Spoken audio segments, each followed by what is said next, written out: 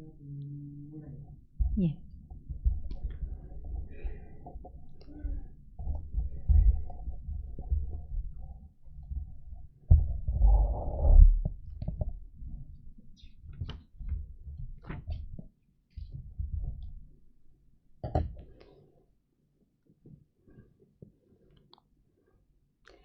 Bismillahirrahmanirrahim. Alhamdulillahirabbil alamin. Allahumma shalli ala Muhammad wa ala ali Muhammad. Amma ba'du, kita teruskan pembacaan kitab Arba'un fil Faraid, 40 hadis tentang ilmu faraid. Kemarin kita sudah membaca sampai hadis ke-10.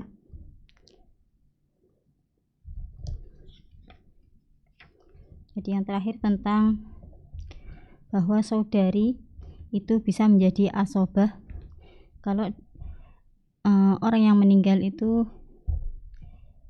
mempunyai putri, maka akhwat atau saudari itu bisa menjadi asobah. Jadi yang namanya asobah itu terbagi menjadi 3.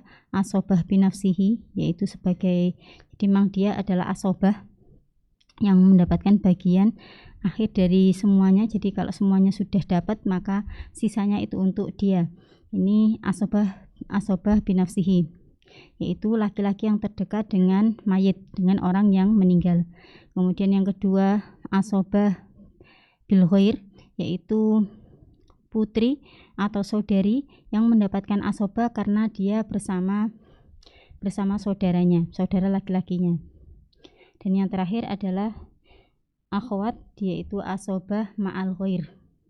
Dia mendapatkan asobah karena orang yang meninggal atau mayit ini meninggalkan putri, kemudian saudari ini mendapatkan asobahnya karena tidak ada laki-laki yang lain. Kita teruskan pada hadis berikutnya. Babu faraidil jaddi, bab tentang faraid, yaitu harta warisan atau bagian yang didapatkan oleh al-jaddi, kakek. Hadis ke-11.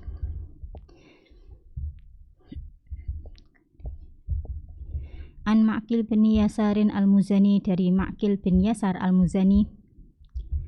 Qala, dia berkata, Sami'tun Nabiyya sallallahu alaihi wasallam, aku mendengar Nabi sallallahu alaihi wasallam,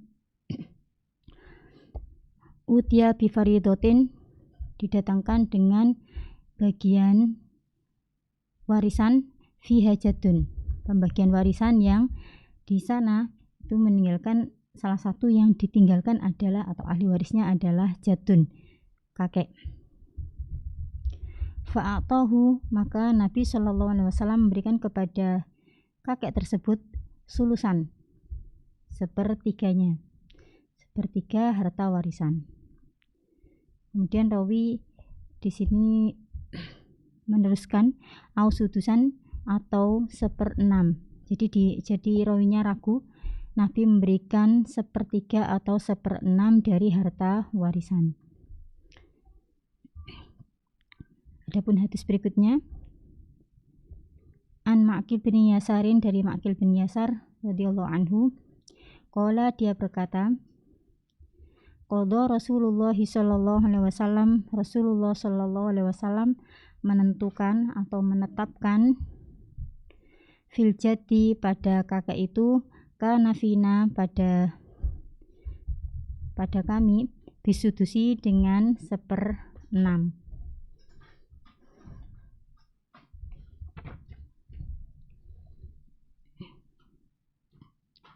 Jadi di hadis pertama, hadisnya Ma'qil bin Yasar yang pertama, ini hadisnya sahih karena hadis berikutnya.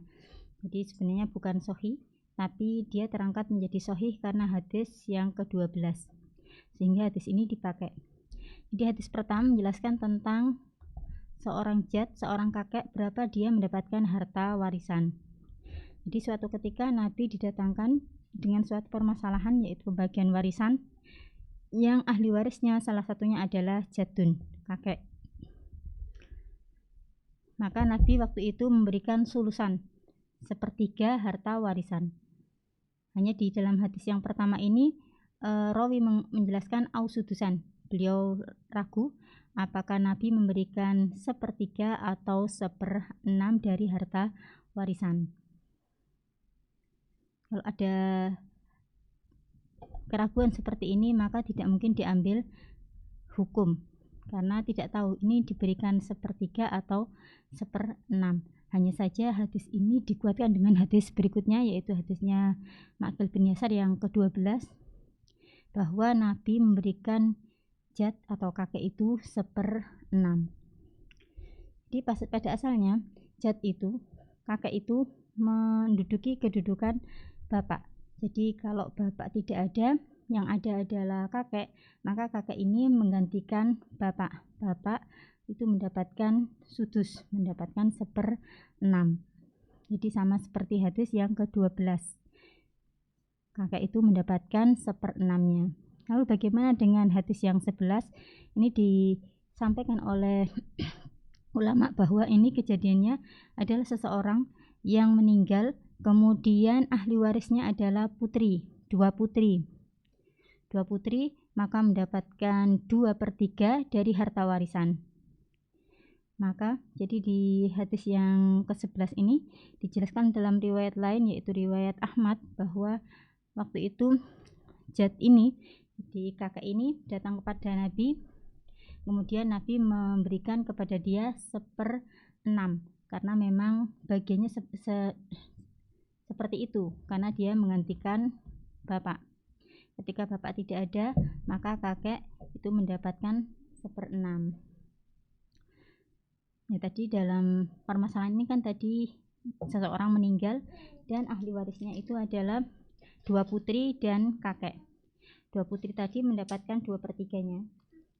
Maka mbah ini, kakek ini mendapatkan 1/6.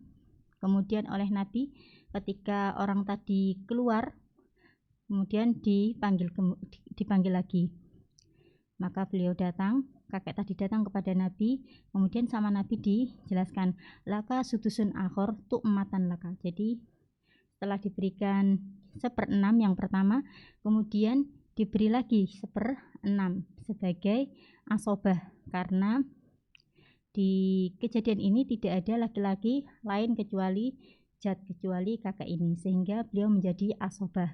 Adapun bagian aslinya adalah 1/6, kemudian ditambah lagi 1/6 sehingga menjadi sulusan, menjadi 1/3. Di dalam masalah ini tadi 2 perempuan, 2 putri mendapatkan 2/3, kemudian kakek mendapatkan sudusan sebagai asli bagian dia, kemudian tambah lagi 1/6 untuk sebagai asobahnya.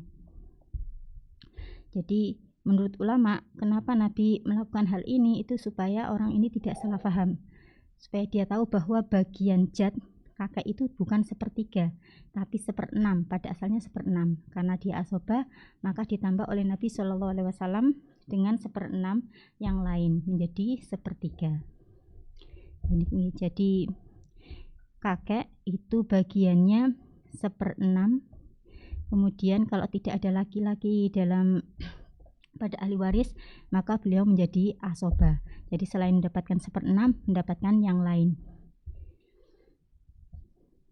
Nah, ini ketika kakek, ketika ahli warisnya itu adalah kakek dan ahli warisnya tidak ada saudara laki-laki. Berbeda ketika ada saudara. Jadi kakek dan saudara laki-laki, maka hukumnya berbeda lagi.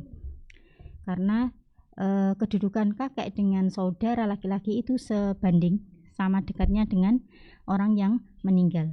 Maka keduanya merasa sangat berhak mendapatkan warisan lebih banyak.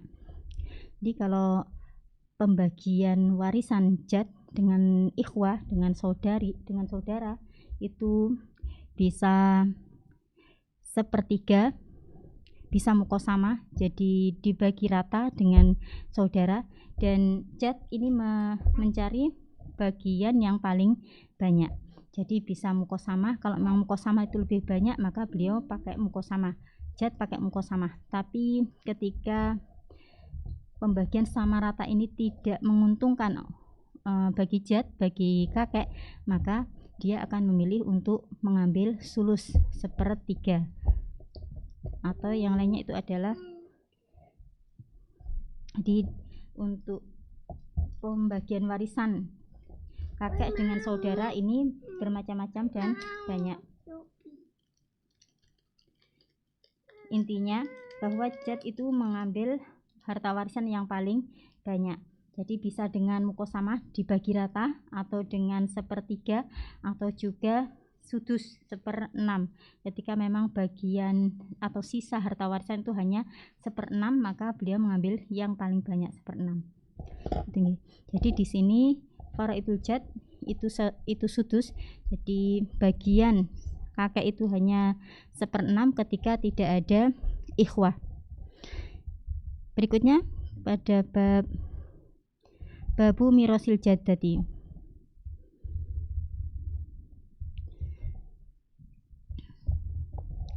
Bab pembagian harta warisan bagi nenek.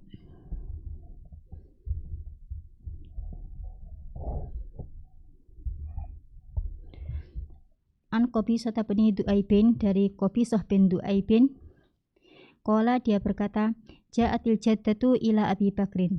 Seorang nenek datang kepada Abu Bakar As-Siddiq. Tas'aluhu, dia meminta kepada beliau, mirosaha, harta warisan dia. Jadi kerabatnya meninggal, cucunya meninggal, kemudian nenek ini datang kepada Abu Bakar meminta harta warisan. Faqala laha, maka Abu Bakrin, maka Abu Bakar mengatakan, ma laki fi kitabillahi syai'un. Aku tidak mendapatkan dalam Al-Quran, dalam kitab Allah, syai'un, sesuatu pun untukmu. Jadi tidak ada bagian untuk jaddah, untuk nenek. Wa ma alimtu laki fi sunnati Rasulillahi sallallahu alaihi wasallam, dan aku juga tidak mengetahui di dalam sunnah Rasulullah sallallahu alaihi wasallam bagian untukmu juga. Jadi enggak ada bagian untuk nenek di dalam Al-Quran maupun di dalam sunnah Rasulullah sallallahu alaihi wasallam. Farji'i hatta as'alan nasa, maka pulanglah engkau sampai aku menanyakan hal ini kepada para sahabat, kepada orang-orang. Fasa'alan nasa, maka Abu Bakar bertanya kepada para sahabat yang lain. Jadi biasanya ketika ada permasalahan dan tidak diketahui jawabannya, itu ada majelis syuronya, majelis syuro. Jadi di sini Abu Bakar bertanya kepada para sahabat, barangkali mereka mengetahui harta warisan yang didapatkan oleh jaddah, oleh nenek.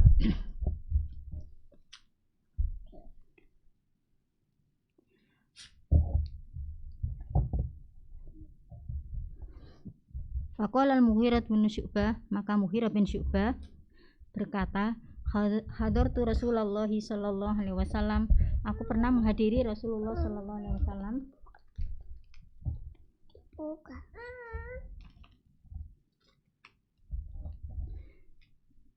Atau as-sudus.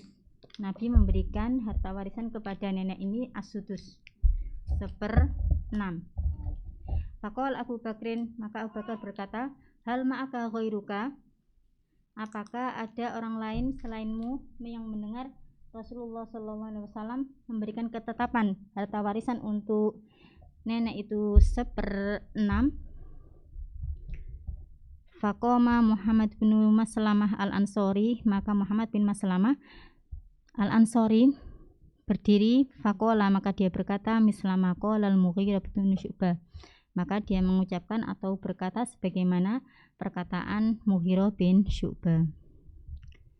Fa'anfadahu laha Abu Bakrin, maka Abu Bakar memberikan ketetapan tersebut. Fa'anfadahu, memberikannya, laha kepada nenek tadi, Abu Bakar. Jadi Abu Bakar memberikan bagian tersebut kepada nenek tadi.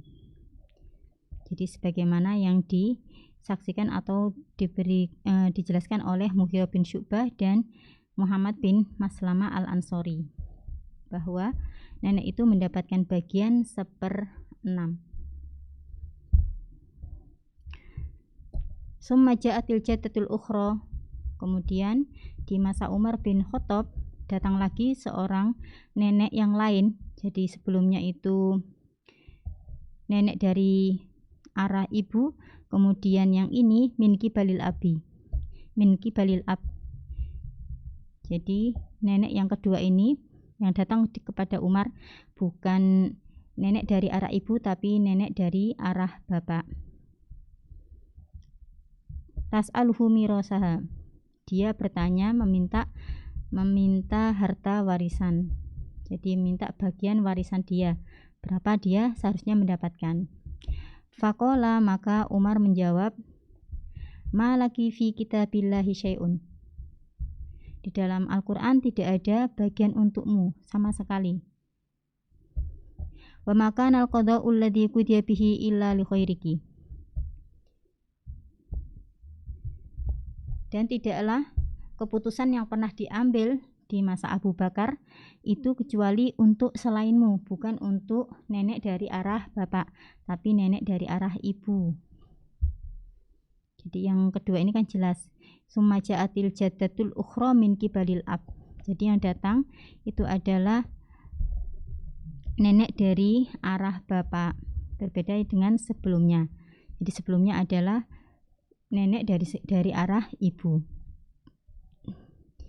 Jadi Umar menjawab bahwa tidak ada bagian untuk nenek dari arah bapak dalam Al-Quran, dan yang pernah diputuskan oleh Abu Bakar pada zamannya itu untuk selain kamu, yaitu untuk nenek dari arah ibu. Wa ma ana bizaitin fil faraid syai'an, sedangkan tidak mungkin aku menambahkan bagian-bagian warisan sama sekali. Jadi nggak mungkin menetapkan bahwa nenek ini juga mendapatkan, nggak bisa, karena yang disampaikan sebelumnya itu adalah untuk yang lain. Walakin huwa dzakis sudus, tapi ya boleh saja dzakis sudus, yaitu seperenam itu. Walakin huwa dzakis sudus, jadi harta warisan untuk nenek, entah itu dari arah ibu maupun dari arah bapak, semuanya itu sudus. Walakin huwa dzakis sudus, jadi untuk jaddah itu adalah seperenam. Fa in ijtama'tuma fihi, kalau kalian ada, jadi nenek dari arah ibu maupun dari arah bapak itu semuanya ada, fahuwa bainakuma, maka seperenam ini dibagi rata oleh dua nenek tadi.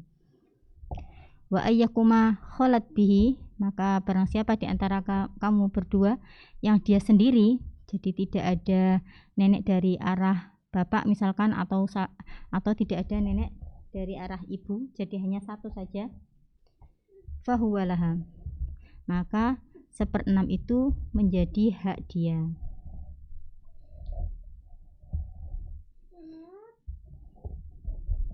Jadi untuk warisan bagi nenek itu tidak sama seperti kakek. Kalau kakek itu menempati posisi bapak ketika bapak tidak ada, sehingga mendapatkan sudus, mendapatkan seperenam. Jadi pada asalnya mendapatkan seperenam, kemudian ketika tidak ada laki-laki yang lain maka dia menjadi asobah. Berbeda dengan jaddah, jadi nenek itu tidak seperti ibu. Kalau ibu warisannya sepertiga kalau tidak punya anak. Jadi tidak punya anaknya yang meninggal itu tidak mempunyai anak, tidak punya cucu, jadi tidak ada cucu, sehingga ibu mendapatkan sepertiga. Kalau ada cucu maka dia mendapatkan seperenam. Nah jaddah tidak seperti itu. Jaddah harta warisan yang dia dapatkan hanya satu ini saja, tidak ada yang lain, yaitu mendapatkan seperenam. Dan ini dibagi sama rata ketika ada beberapa nenek.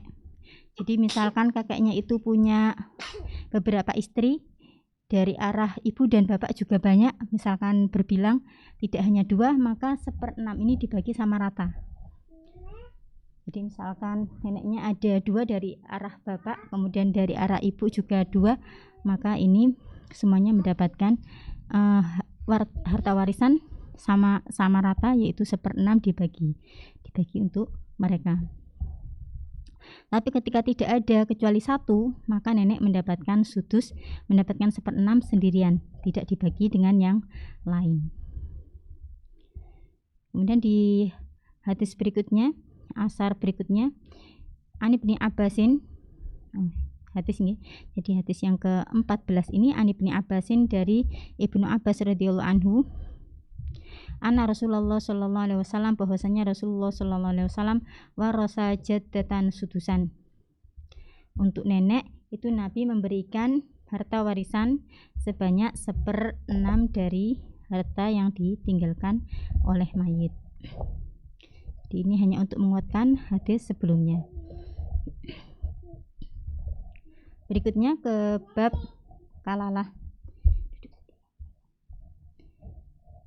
Bab tentang kalalah. Kalalah adalah ahli waris, berupa ahli waris yaitu saudara atau saudari ketika orang yang meninggal ini tidak punya anak maupun tidak punya bapak.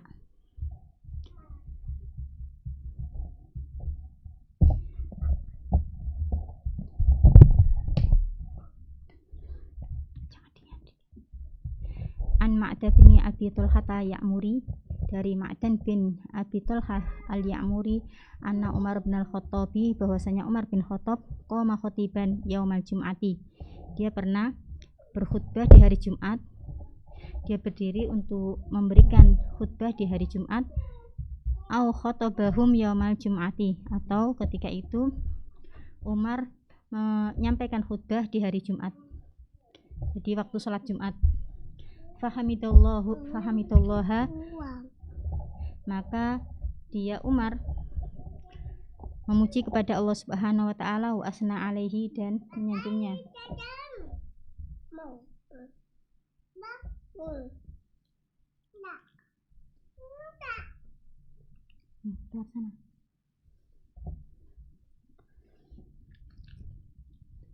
Fahamidallaha wa asna alaihi wa qala, jadi dia setelah menyampaikan pujian kepada Allah dan menyanjung kepada Allah Subhanahu wa taala, kemudian menyampaikan khutbahnya. Inni wallahi ma ada'u ba'di syai'an huwa ahamu ilayya min amril kalalah. Ini sesungguhnya aku, wallahi, demi Allah, ma ada'u, aku tidak meninggalkan, ba'di, sesudahku, syai'an, sesuatu pun,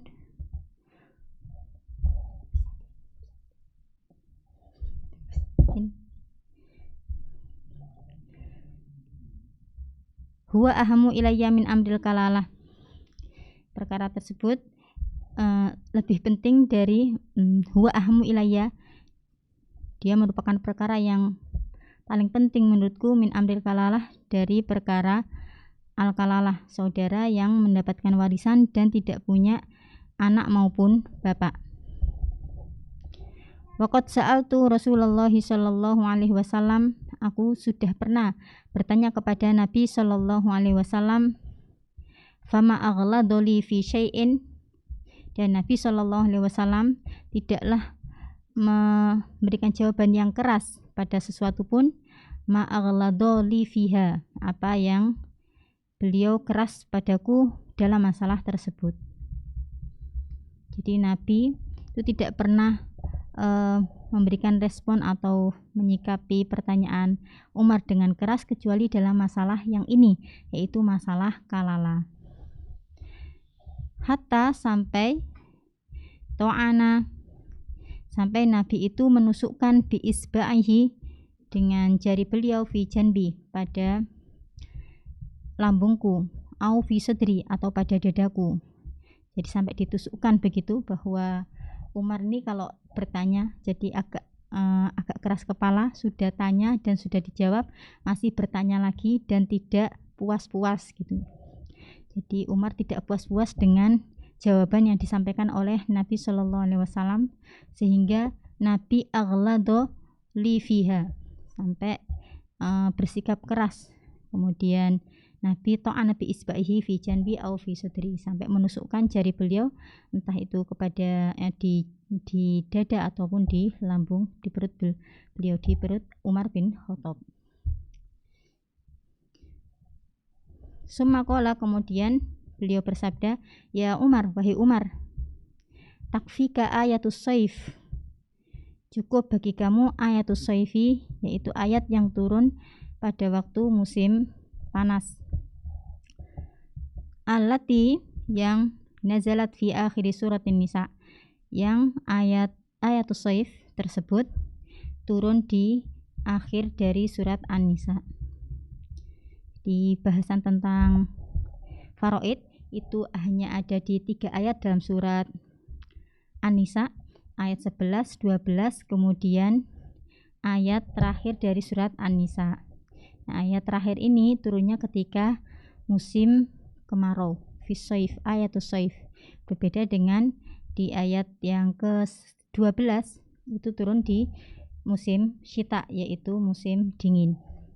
Nah, dua-duanya yaitu ayat ke-12 dan ayat terakhir ini semua menjelaskan tentang kalalah. Sehingga Umar ini merasa bahwa bahasan kalalah itu termasuk bahasan yang muskil. Kenapa bisa 2 ayat yang sama-sama membahas tentang kalalah hukumnya berbeda? Dalam ayat 12 dijelaskan bahwa saudara yang mendapatkan warisan sebagai kalalah itu mendapatkan 1/6 kalau sendiri. Kemudian kalau banyak jamaah, jadi saudaranya itu banyak, tidak hanya 1, 2 atau lebih, itu mendapatkan 1/3 harta warisan. Jadi menurut beliau ini muskil. Kok bisa yang di ayat 12 itu mendapatkan 1/6 dan 1/3, sedangkan di bagian akhir dari surat An-Nisa itu tidak seperti itu. Kalau perempuan 1 mendapatkan setengah, kemudian ketika berbilang 2 atau lebih mendapatkan 2/3. Sedangkan yang laki-laki adalah asobah. Kok bisa berbeda? Sehingga sedangkan pada kedua ayat tersebut tidak ada batasannya. Sebenarnya ini saudara yang apa, yang ini saudara yang apa gitu. Nah, kalau ulama mereka mengatakan bahwa di dalam ayat yang ke-12 itu menjelaskan tentang saudara dari ibu. Berbeda dengan ayatus saif, yaitu ayat yang turun di bagian akhir dari surat An-Nisa, itu menjelaskan tentang saudara sekandung ataupun saudara sebapak. Jadi memang berbeda bagiannya. Nah, ini Umar tidak cukup dengan bertanya sekali, 2 kali, sering bertanya sampai Nabi agak keras dalam menjawab pertanyaan Umar. Ya Umar, takfika ayatus saif. Kamu jangan banyak tanya, tapi kamu perhatikan 2 ayat tersebut. Dan yang paling penting adalah ayat terakhir, karena ayat terakhir itu lebih jelas daripada ayat yang ke-12. Jadi pengennya Nabi Umar itu tidak banyak tanya, tapi dia mau memperhatikan, mencermati bagian ayat-ayat tersebut. Jadi sebenarnya kalau diperhatikan itu tentu ada perbedaannya. Jadi kalau menurut ulama, jadi yang namanya kalalah di dalam ayat terakhir dari surat An-Nisa itu kan penjelasannya bahwa ini mru'un halaka laisa lahu waladun walahu ukhtun. Jadi tidak punya anak. Jadi yang namanya kalalah itu adalah ahli waris, saudara yang dia mewarisi harta warisan, dan orang yang meninggal ini tidak punya anak. Dan menurut ulama tidak hanya itu saja, tapi juga tidak mempunyai bapak.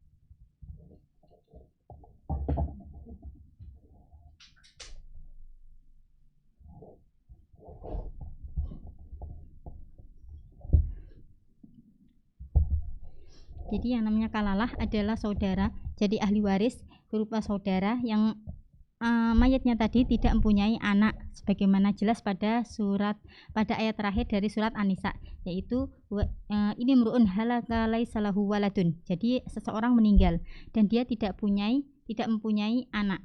Kemudian tidak mempunyai bapak.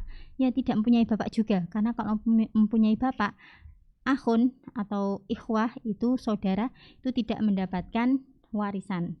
Jadi bapak itu sebagai penghalang warisan bagi saudara-saudaranya. Itu sebagaimana jelas pada pada ayat ke-11 dari surat An-Nisa. Di sana dijelaskan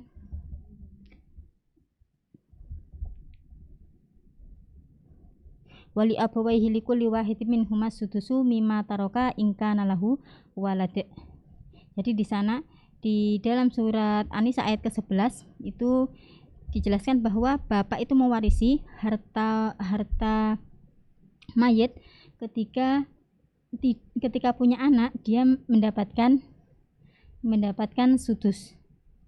Adapun jika tidak punya anak, maka fa illam yakun lahu waladun, kalau tidak punya anak, wa warisahu abawahu, dan bapak dan ibunya itu mewarisinya, fali ummihi sulus, maka ibunya mendapatkan 1/3.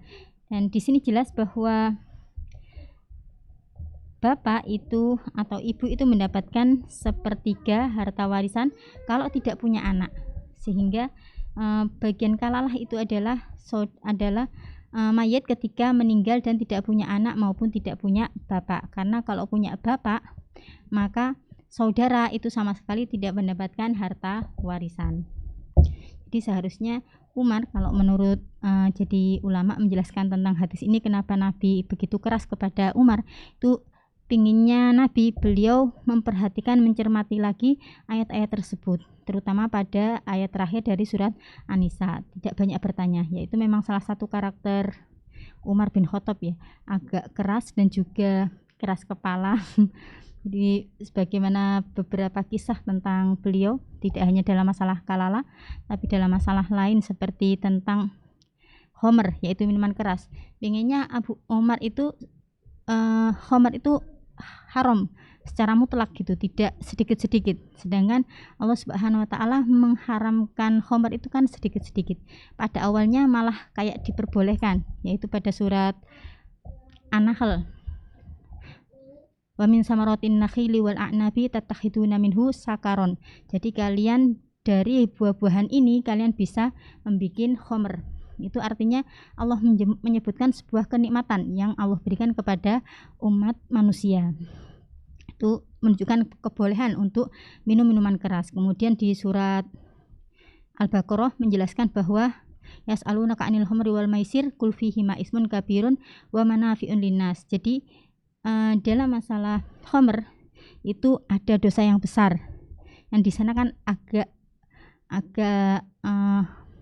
ketat sedikit. Jadi awalnya menyebutkan itu merupakan kenikmatan Allah, jadi boleh saja untuk diminum.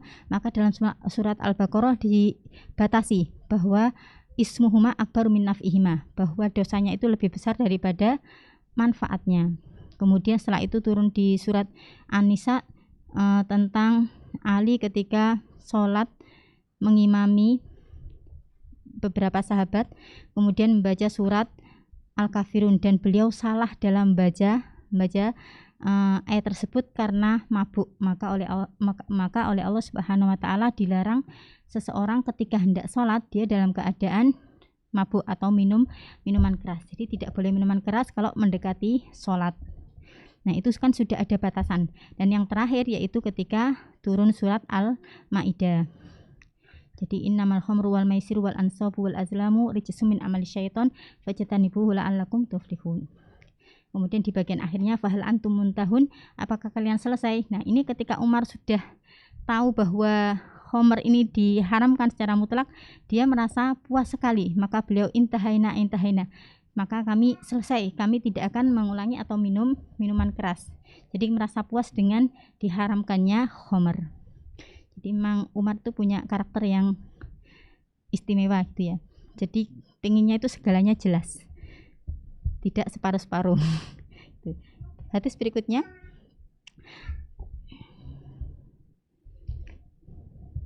qala Umar bin Khattab berkata, salasun, 3, la an yakuna Rasulullah sallallahu alaihi wasallam, bahwasanya jadi ada 3 perkara yang jika Rasulullah sallallahu alaihi wasallam bayyanahunna, menjelaskan 3 perkara itu, ahabu ilayya, itu lebih aku sukai, minad dunya wa ma fiha, daripada dunia dan seisinya. Apa itu 3 perkara ini? Yang pertama adalah al-kalalah, yaitu masalah kalalah. Orang yang meninggal tidak punya saudara, tidak punya anak maupun bapak, yang ada hanya saudara. Maka berapa yang dia dapatkan? Sudus, 1/6 atau 1/3 atau setengah dan 2/3, sebagaimana pada ayat terakhir dari surat An-Nisa. Jadi masalah kalalah menurut Umar bin Khattab itu sesuatu yang sangat muskil, yang andaikan Nabi menjelaskannya itu lebih baik daripada dunia dan seisinya. Yang pertama sebagaimana pada hadis sebelumnya ya. Jadi kalalah menurut Umar bin Khattab itu sesuatu yang sangat muskil. Kalau kita kan tinggal ngikuti para ulama, jadi apa yang mereka sepakati dan apa yang menjadi pendapat jumhur, maka kita pakai, yaitu bahwa dalam ayat ke-12 itu adalah saudara seibu, kemudian pada bagian terakhir dari surat An-Nisa itu adalah saudara sekandung maupun saudara sebapak. Jadi kalau kita jadi tidak muskil. Dan kalalah menurut jumhur ulama atau menurut kesepakatan ulama itu adalah orang yang meninggal tidak punya anak dan tidak punya bapak. Berbeda dengan beberapa sahabat yang mengatakan kalalah itu hanya tidak punya bapak, sebagaimana pada ayat yang terakhir, ini mru'un halaka laisa lahu waladun. Jadi seorang meninggal laisa lahu waladun, tidak punya anak saja gitu. Tidak ada penyebutan tentang tidak punya bapak, sehingga sebagian sahabat berpendapat bahwa kalalah itu yang tidak punya anak saja. Nah ini kan jadi muskil. Kalau kita pakai jumhur ulama bahwa kalalah itu orang yang meninggal dan tidak punya anak maupun bapak. Kemudian yang kedua yang menurut Umar itu sesuatu yang muskil adalah ar-riba. Jadi Nabi pernah menjelaskan tentang riba itu bahwa macamnya sangat banyak sekali, ada 70 macam. Tapi oleh Nabi tidak dijelaskan, sehingga menurut Umar bin Khattab itu sesuatu yang muskil, sesuatu yang tidak jelas. Pengennya ya dijelaskan apa saja itu. Dan juga menurut ulama dalam masalah riba itu banyak kias, sehingga memang mungkin tidak mudah. Berbeda dengan hal-hal yang sudah jelas, tidak perlu kias lagi gitu ya. Jadi kalalah riba itu sesuatu yang muskil. Kemudian yang terakhir adalah al-khilafah. Jadi andaikan Nabi itu menjelaskan siapa yang berhak menjadi khalifah, itu ahabu ilaihi minad dunya wa ma fiha. Itu lebih dia sukai daripada dunia dan seisinya.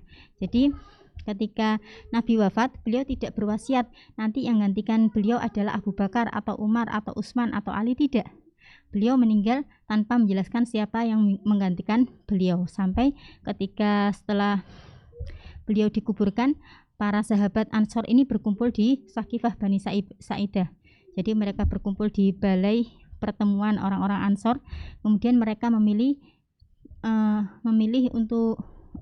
salah satu tokoh mereka untuk menjadi khalifah, yaitu Sa'ad bin Ubadah. Tapi ketika mereka berkumpul begini, Abu Bakar, Umar, dan Abu Ubaidah bin Jarrah datang ke tempat tersebut. Kemudian mengatakan bahwa yang berhak untuk menjadi khalifah atau memimpin umat Islam itu dari bangsa Quraisy, dari suku Quraisy. Karena orang-orang Arab tidak akan mau kecuali dari kalangan Quraisy. Karena memang Quraisy ini merupakan suku yang paling tinggi. Sehingga waktu itu Umar kemudian langsung menjabat tangan Abu Bakar dan membaiat beliau, sehingga beliau disepakati oleh para sahabat pada waktu itu untuk menjadi khalifah. Jadi Nabi tidak menjelaskan siapa yang berhak untuk menjadi khalifah setelah beliau. Jadi Abu Bakar itu memegang kekuasaan sebagai khalifah Rasulullah SAW itu karena musyawarah para sahabat di Sakifah Bani Sa'idah. Kemudian setelah itu setelah Abu Bakar adalah Umar, dan Umar itu menjadi khalifah karena ditunjuk oleh Abu Bakar. Kemudian Utsman, kalau Utsman itu beliau menjadi khalifah karena musyawarah beberapa sahabat yang dipilih oleh Umar untuk bermusyawarah, yaitu 10 orang yang mubasysyar bil jannah, mereka yang sudah disepakati atau dijamin oleh Nabi masuk ke dalam surga. Hanya beberapa orang saja yang tidak bisa hadir waktu itu karena jauh ataupun sudah meninggal. Ya, sampai ini dulu, waktunya sudah habis. Kemarin ada pertanyaan.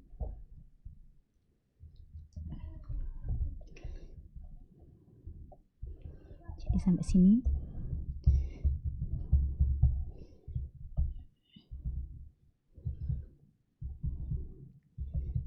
Jadi sebelum saya tutup, ini ada pertanyaan.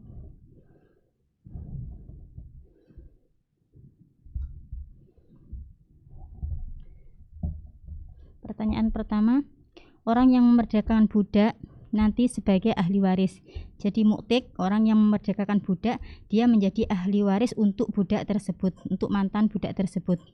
Kemudian pertanyaannya, apa mantan budak yang juga jadi ahli waris? Maka jawabannya tidak. Jadi mantan budak itu tidak mewarisi orang yang memerdekakan dia, tapi dia bisa menjadi ahli waris. Kapan? Kalau dia memang punya kerabat. Jadi misalkan Zaid bin Sabit itu kan Zaid bin Sabit itu dimerdekakan oleh Nabi Shallallahu Alaihi Wasallam. Nanti ketika beliau meninggalkan harta warisan, maka harta warisan ini jatuh kepada anaknya. Sekarang misalkan dia tidak mati terlebih dahulu, beliau tidak syahid lebih dulu, tapi yang meninggal dulu adalah anaknya, yaitu Usamah bin Zaid. Maka Zaid bin Sabit ini mewarisi dari harta anaknya, yaitu Usamah bin Zaid, tapi beliau tidak mewarisi dari Nabi Shallallahu Alaihi Wasallam. Di bagian akhir dalam kitab ini nanti ada Nabi pernah memberikan harta warisan kepada mantan budak. Jadi orang yang memerdekakan budak, dia tidak punya ahli waris, kemudian harta warisan tersebut diberikan kepada mantan budaknya. Itu nanti penjelasannya di akhir ya, jadi tidak saya sampaikan di sini, tapi intinya mantan budak itu tidak menjadi ahli waris bagi orang yang memerdekakan dia. Kemudian pertanyaan kedua, apakah orang yang memasukkan seseorang ke Islam juga bisa menjadi ahli waris? Jadi seorang Yahudi misalkan, kemudian dia masuk Islam karena salah satu orang Muslim. Jadi dia kan menjadi perantara masuk Islamnya Yahudi ini. Apakah Muslim tadi juga mewarisi harta dari mantan Yahudi? Jawabannya tidak. Jadi yang namanya warisan itu hanya sebab seseorang mendapatkan warisan itu hanya 3 kemarin ya. Jadi nasab, kemudian aikun, dia walak, dia memerdekakan budak, kemudian musaharoh, jadi pernikahan.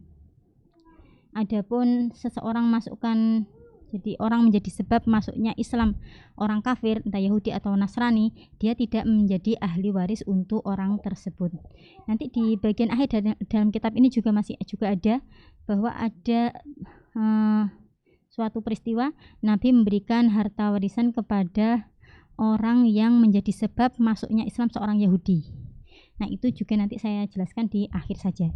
Jadi bukan karena dia ahli waris, tapi karena harta warisan itu sebenarnya adalah hak Baitul Mal. Kemudian Baitul Mal ini yang ngurus waktu itu adalah Rasulullah SAW, dan beliau memberikannya kepada orang tersebut, tapi bukan karena dia ahli waris.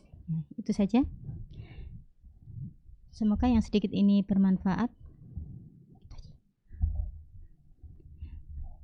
Aku qouli hadza astaghfirullahu li wa lakum, subhanakallahumma bihamdika asyhadu an la ilaha illa anta astaghfiruka wa atubu ilaik.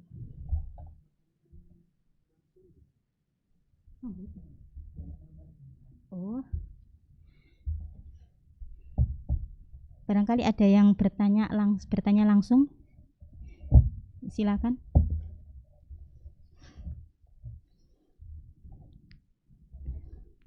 Kalau tidak ada, saya tutup nggih. Subhanakallahumma bihamdika asyhadu an la ilaha illa anta astaghfiruka wa atubu ilaik. Sudah.